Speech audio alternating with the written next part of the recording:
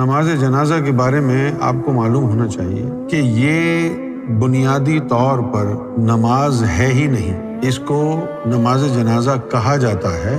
در حقیقت نماز جنازہ دعائے مغفرت ہے۔ اگر مسلمانوں کو یہ ایجوکیٹ کیا جاتا کہ تمام انبیاء مرسلین معصوم ہوتے ہیں، گناہ سے پاک ہوتے ہیں، تو پھر کسی مسلمان کے ذہن میں یہ سوال ہی نہ اٹھتا کہ حضور کی نماز جنازہ ہوئی تھی یا نہیں ہوئی تھی۔ یہ مسئلہ مولوی کے پاس لے کے نہ جائیں، کیونکہ ان مولویوں کا کوئی بھروسہ نہیں ہے، کب کس کو ولی بنا دیں، کب کس کو کافر کر دیں۔ آپ اپنے دل سے پوچھیں کہ اگر میرا نبی خود گناہ گار ہے معاذ اللہ، تو میرے گناہوں کو کیوں بخشوائے گا؟ تو حضور صلی اللہ علیہ وآلہ وسلم کا جنازہ حرام ہے، توہین رسالت ہے، توہین الہی ہے، کیونکہ محمد صلی اللہ علیہ وآلہ وسلم تو پوری امت کی شفاعت کرا رہے ہیں۔